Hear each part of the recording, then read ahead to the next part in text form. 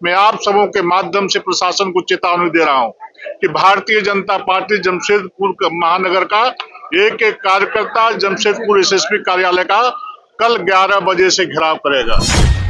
एक गरीब माँ बाप का बेटा प्रधानमंत्री बना है और जनता की गाढ़ी कमाई को लूटने का किसी को अधिकार इस देश में नहीं है।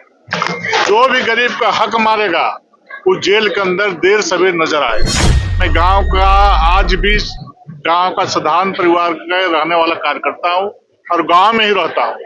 मेरा शहर में नहीं कि जमीन यानी एक कमरा है। देखिए, झारखंड में चोरों का जमात है। चाहे जो लोग सरकार का नेतृत्व कर रहे हैं या जो पदाधिकारी इस राज्य के अंतर्गत काम कर रहे हैं, सभी लोग दोनों हाथ से जनता की गाढ़ी कमाई को लूटने का काम कर रहे हैं। और चोर चोर मुशेरा भाई जो बोला जाता है, मुझे लगता है कि वही चीज इस झारखंड में चरितार्थ हो रहा है। अब जरा बताइए कि ईडी एक संवैधानिक ढांचा है, वो स्वतंत्र रूप से वो अपना कार्य करने का काम करती है। अब 2014 से पहले यही कांग्रेस की सरकार थी, विपक्षी पार्टियों की सरकार थी। उस समय यही ईडी था, यही सीबीआई था। नित्य प्रतिदिन घपले और घोटाले का उजागर करने का काम करती थी ईडी और सीबीआई। और आज भी वही पदाधिकारी और सारे लोग ईडी और सीबीआई में हैं, तो वे लोग आज भी उसी प्रकार का कार्य करने का काम कर रहे हैं।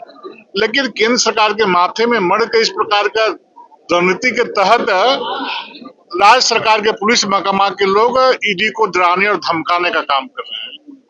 और हाई कोर्ट ने भी जो आज न्याय दिया है, वो निष्पक्ष रूप से होकर न्याय दिया है कि सच को सच कर तो हर कोई बोलेगा, लेकिन जो लोग चाहते हैं कि दबाव में ला करके हम ईडी को जो कार्रवाई कर रही है उससे हम उसको रोकने का काम करें। इतना भरोसा दिलाता हूं कि नरेंद्र मोदी जी की सरकार है।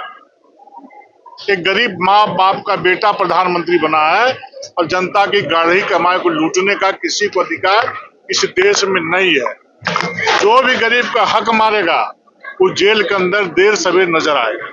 आप भी एक सामान्य परिवार से आते हैं, आज बतौर प्रदेश अध्यक्ष झारखंड बीजेपी की कमान आपके हाथ में है। यहाँ सम्मान समारोह जगह जगह पर देखिए, बिल्कुल, चूंकि मैं इस प्रकार के कार्यक्रम में आता हूँ तो मुझे अंदर से मतलब अच्छा तो नहीं लगता है कि चूंकि मैं खुद कार्यकर्ता हूँ और कार्यकर्ता मेरा सम्मान कर रहे हैं। लेकिन चलिए, कार्यकर्ताओं की बातों को मानना पड़ता है। संगठन में यदि नहीं बात मानेंगे तो नाराज हो जाएंगे। लेकिन फिर आज इस कार्यक्रम में आया हूँ, स्वाभाविक रूप से मैं विभिन्न चैनलों के माध्यम से, समाचार पत्रों में मेरे बारे में लोगों ने छापा है। मैं गांव का आज भी गांव का साधारण परिवार का रहने वाला कार्यकर्ता हूँ और गांव में ही रहता हूँ। मेरा शहर में नहीं कि जमीन यानी एक कमरा है। मेरा अरगोड़ा में नानी घर है। मैं उस दिन भी बोला कि मैं बैलगाड़ी से माँ के साथ अरगोड़ा बस्ती आया करता था और इधर से नाना रिक्शा करते थे तो हम जाते थे घर। तो उस जीवन को भी देखा है हमने। आज ही भी कार्यकर्ता के रूप में मैं अपने गांव में, अपने बूथ में रहने का काम करता हूं। लेकिन इस राज्य में चलने वाली सरकार ने जो खौफ का माहौल, जो भ्रष्टाचार का माहौल जो बनाने का काम किया है, वो बहुत दुर्भाग्यपूर्ण स्थिति है। जिस सपने और सोच के साथ श्रद्धेय अटल बिहारी वाजपेयी जी ने इस राज्य का निर्माण करने का काम किया था, उनके सपने को चकनाचूर करने का काम किया जा रहा है। आप जरा बताइए, इस राज्य के एक धरोहर है आदरणीय कड़िया मुंडा जी, उनको लफंगे, लुच्चे, अपराधी फोन में धमकी देने का काम कर रहे हैं। कल ही मैं चितरपुर गया था, वहां के बजरंग दल के कार्यकर्ताओं ने जो हमारे दो बच्चे अगवा होने का काम किया था, करने का काम किया था लोग। अगर भारतीय जनता पार्टी के कार्यकर्ता, महानगर के कार्यकर्ता, ग्रामीण के कार्यकर्ता यदि एसपी कार्यालय का घेराव नहीं किए होते तो मुझे लगता है कि आज वो बच्चे बरामद नहीं हो पाते। इसी प्रकार से जमशेदपुर में एक कैरव गांधी जैसे युवा उद्यमी का विगत 4 दिनों से अपहरण किया गया है। अभी दूर दूर तक उसकी सुराग नहीं मिली है।